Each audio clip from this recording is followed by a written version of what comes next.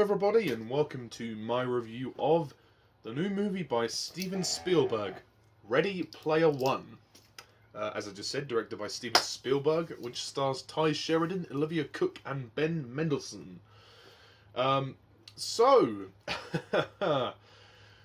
Ready Player One. Now, I've seen the trailers for this a while ago, and I thought I wasn't too keen on it, but then the second trailer got me more into this, so let's see what we can say about it.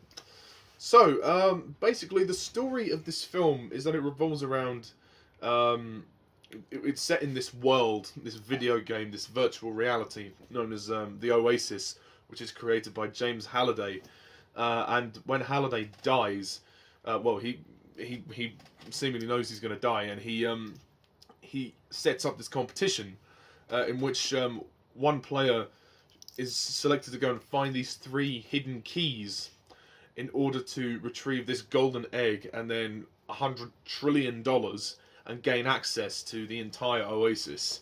And there are several people going up against this. The main protagonist who we focus on is a guy called Waithe. He, through his avatar, goes through the video game to try and find this.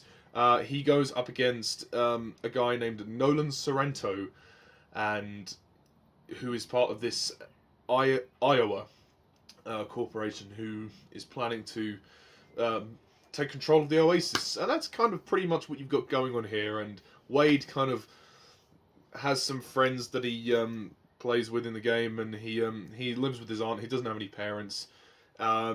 He kind of falls in love as well with this girl, whose avatar's name is Artemisia, but in the real world she's called Samantha. And the film's kind of pretty much, kind of set in stone after that. It's a kind of a fun sort of adventure, really. Okay, so Ready Player One.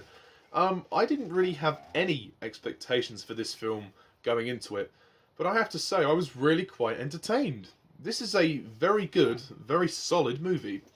Is it perfect? No.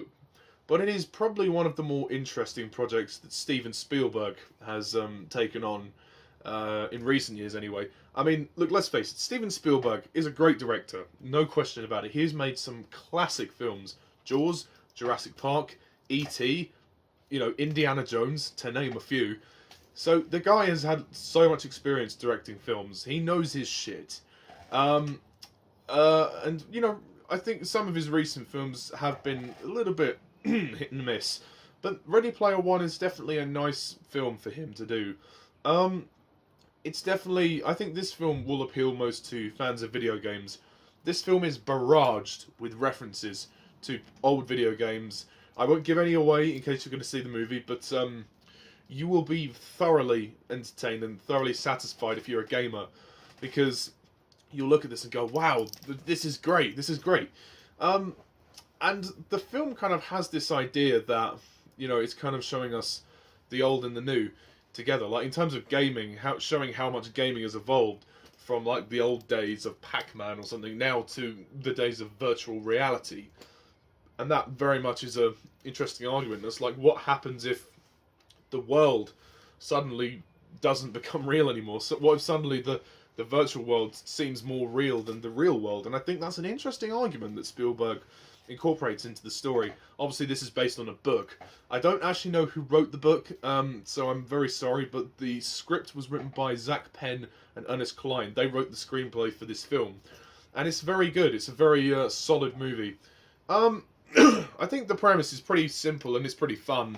There's certainly a lot of fun to be had. I mean, you can enjoy a great car chase towards the beginning. There's a great, because there's 3 challenges that Waithe has to go through. The first of which being a car chase, which is very spectacular, to say the least. The second one, what was the second one? Where they had to go through the haunted house, which was a nice reference to The Shining, even though it was completely different. And they do make a point of saying that.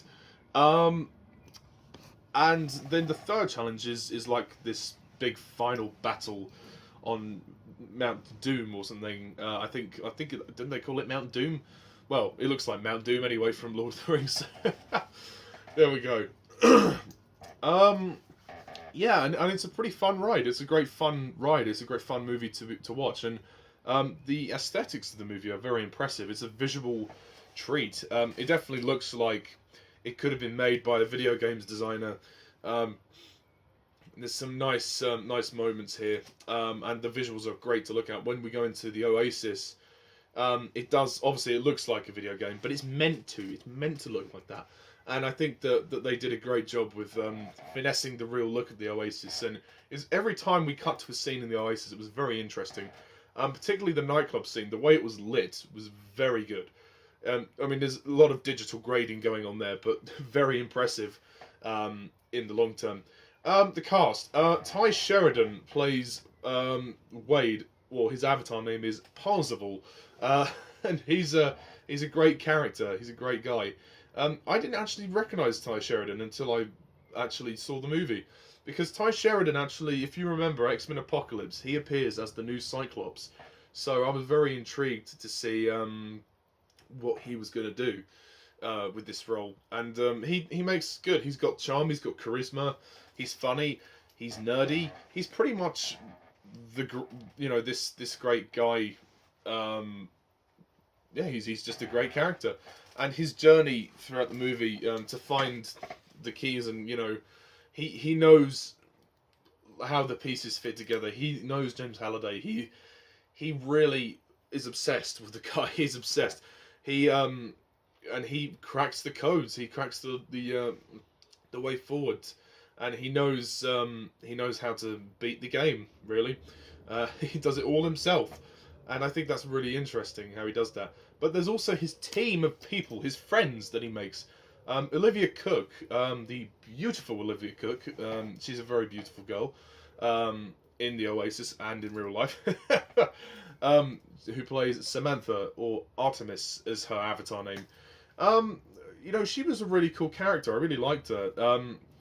I think her avatar character, before we actually met her in human form, was more interesting, because she was more like a badass. But when we met her in real life, she just sort of became a love interest. But you know what? That was fine. I kind of knew that was coming anyway. They kind of set up to that in the scene where they have their date is great. Like in the dancing club, in the club, that was really cool. I really liked that dancing sequence. Not normally I don't like dancing sequences in films, but it actually worked for this occasion. And it kind of mirrored another dancing sequence that happens later in the film, or is talked about. So it's kind of a good. They've kind of tied the story together quite well.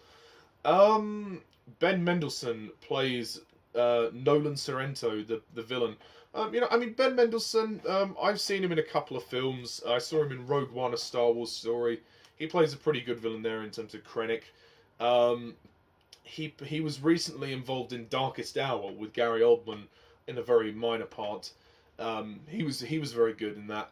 And in this film, he plays this American businessman, company owner. He does a good job with that, and I think he's pretty compelling.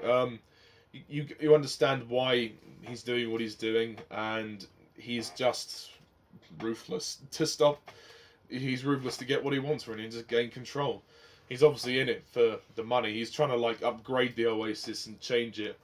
And I like his sort of hamster ball. What I call it, it's called, not really called a hamster ball, but the thing he uses to go into his avatar, into his Oasis. That was really cool. You have T.J. Miller as his sidekick, IROC. T.J. Miller, he's an interesting actor, although I do feel that T.J. Miller is slowly becoming a caricature of himself. And I hate to say that, because I like the guy, he's a cool guy, but I think he was miscast in this occasion. The character he had in this film was very much a character that didn't suit the voice. Like, his voice, he sounds like T.J. Miller. He's just a normal guy. He kind of talks like this. He's got this really kind of laid-back, sarky sense of humor. And if you see the look of this character, we never see him in human form. We just see his avatar. He's like this really big monster. He looks a bit like Thanos from Marvel, and he has this hood over him, and he's got holes throughout his body. He looks scary, and it just didn't look right, and it just didn't sound right. And the attempts at humor were just awkward. I'm sorry, if I had to pick out a criticism, it would have to be IROC. This character by T.J. Miller, it just doesn't work. I'm sorry, you should have had a different voice, like the voice for H. H. It was interesting character H. Or in other words, Helen. Discovering H was a girl was an interesting thing. And you know, I really thought that was nice, and they had a nice friendship. Him and her and Waithe. I'm getting confused now. That was cool. Also a shout out to Mark Rylance as Halliday. He was cool. He had some good moments. Philip Zhao as Zhao and Win Morasaki as Dato. They were good. They were very good. Those are kind of the main players of the cast. So the film is gorgeous to look at, and I think the cinematography is pretty good. Also, like, I didn't get the point of Waithe living with his aunt and prick boyfriend, like, and the fact that spoiler alert, they're killed off halfway through. It really made no difference to the story whatsoever. It was brushed over so quickly. They could have just moved on from it straight away, but oh well. And Simon Pegg is in the movie as well. I forgot to mention him. He plays this guy called Ogden Morrow. He's this American guy. He's a friend of Halliday. He plays a small but vital role in the story. So all the cast do a great job. I don't think Ready Player One is a perfect movie. I think it's a great fun movie, and I liked the movie that it would for that, and it looks great. Production values are great, and as spectacular and fun as the action sequences are and the CGI is, I have some problems with the movie, as well as T.J. Miller's character not working. I do find that the film is, I mean, Ready Player One for me. Another problem I have with Ready Player One is that it's too long. It's too long. This movie clocks in at 2 hours and 20 minutes, and it did start to drag a lot towards the end. I think this was at least 10 to 15 minutes too long. It should have been 2 hours, dead on 2 hours, or no longer than that. It was too long. The reason I say that is because I think the third act is dragged out as hell. When we get to the final battle, you think, oh, okay, that's, you know, that's the end. That's it. That's the end. After that, but no, it then carries on into the real world, and then it keeps carrying on. It keeps carrying on, and then we get another scene with, you know, which is the end part of the Oasis. It's like, oh, come on, just end. So the movie takes forever to end. That's my problem. The climax, it's too long. But other than that, the cast are great. This movie's fun. Some of the humour was okay, but most of it didn't really land. It was mainly T.J. Miller's character.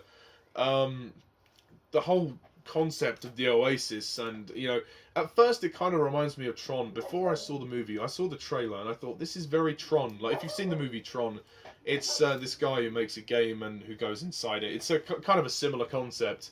And then they made Tron Legacy, which was the sequel in 2010. And then the third one was scrapped. I know my buddy Alan Kalo is a big fan of those movies. So this kind of reminded me of that, but until when I saw the movie, I thought, actually, that was very different. The way they executed this film was very good. But it just has a few problems, like T.J. Miller's character not working. The film's too long. The climax just drags on until the end. But it does, when it ends, it does end nicely and wraps up well. This is a fun movie, but it's not perfect. So I am going to score Ready Player One an 8 out of 10.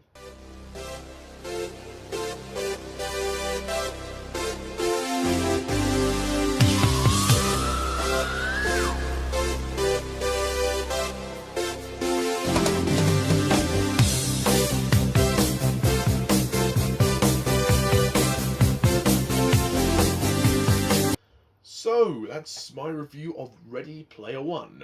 So, guys, stay tuned for my Doctor Who review, which is coming very soon, as well as a review of Isle of Dogs. I'm going to be seeing Isle of Dogs.